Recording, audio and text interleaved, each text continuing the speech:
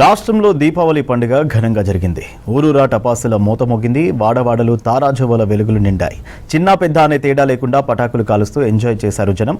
దీపావళి పర్వదినం సందర్భంగా తెల్లవారుజాము నుంచే ఆలయాలకు క్యూ కట్టి అమ్మవార్లను దర్శించుకున్నారు జనం. పలువురు నోములు నోముకున్నారు. ఇల్లు వాకిళ్లు దీపాలతో అందంగా అలంకరించుకున్నారు.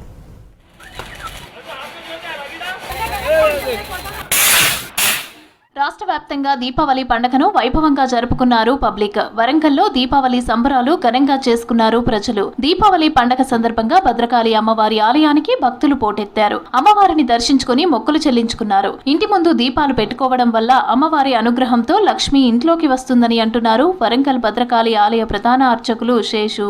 దీపాలు పెట్టడం వల్ల లక్ష్మి అనేది ఇంట్లోకి ప్రవేశిస్తుంది. ఈ దీపాలను చూసి ఇంట్లోకి ప్రవేశిస్తుంది. ఇంట్లో 2 చాటలు ఇట్లా కొట్టడం వల్ల అలక్ష్మి దరిద్ర దేవత బయటికి వెళ్ళిపోతుంది అని మనకు శాస్త్రంలో భవిష్య పురాణం, స్కంద పురాణం, మన స్కాంద పురాణం, హేమాద్రి, మదన రత్నం ఇట్లాంటి శాస్త్ర గ్రంథాలన్నీ మనకు తెలిపాయి. దీపావళి సందర్భంగా యాదగిరిగుట్ట లక్ష్మీ నరసింహస్వామి ఆలయంలో ప్రత్యేక పూజలు నిర్వహించారు. తెల్లవారుజామున ఆగమోక్తంగా స్వామివారికి మంగళహారతులు ఇచ్చారు ఆలయ అర్చకులు. తర్వాత నిత్య పూజలు, అభిషేకం యథావిధిగా నిర్వహించారు.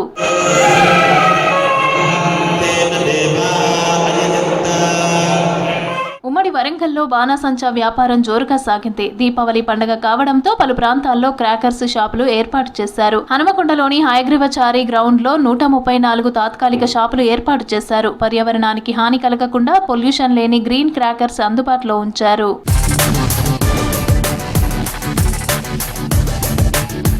మంచిర్యాల జిల్లా కేంద్రంలో దీపావళి వేడుకలు గ్రాండ్ గా జరిగాయి. వివిధ రకాల క్రాకర్స్ కాల్చుతూ పండుగను సెలబ్రేట్ చేసుకున్నారు జనం. ఇంటి ముందు నూనె దీపాలు వెలిగించి క్రాకర్స్ కాల్చారు.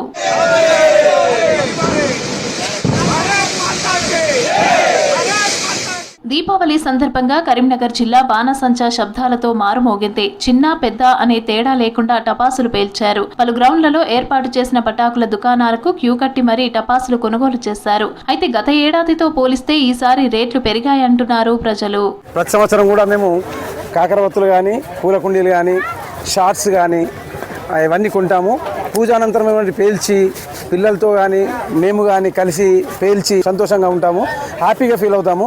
దీపావళిని పురస్కరించుకొని ఖమ్మంలో 142 స్టాల్స్ ఏర్పాటు చేశారు.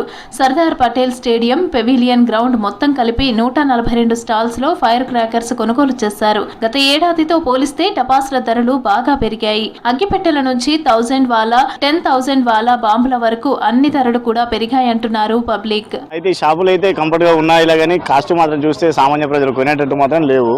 ఒక దాని మీద 80% డిస్కౌంట్ అంటున్నారులే కానీ మనం వాటిని చూడబోతా అంటే ఒక చిన్న బాక్స్ మీద వచ్చేసి 1000 రూపాయలు ఉంటుంది, అది వచ్చేసరికి 200 పడుతుంది. కానీ తప్పట్లేదన్న, ఏదో ఒకటి చేయాలి కాబట్టి, ఏదో ఒకటి కొనాలి కాబట్టి తప్పట్లేదు.